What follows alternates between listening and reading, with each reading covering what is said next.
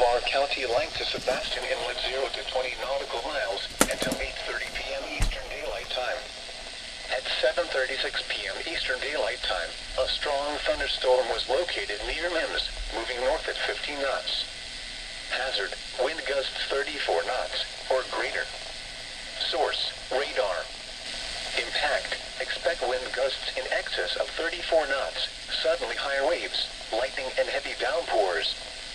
Make sure all on board are wearing life jackets. Return to safe harbor if possible.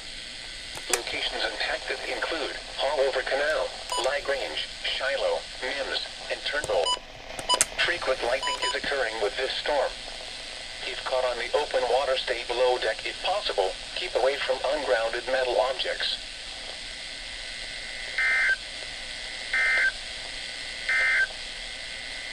Serving Melbourne and vicinity, this is NOAA weather.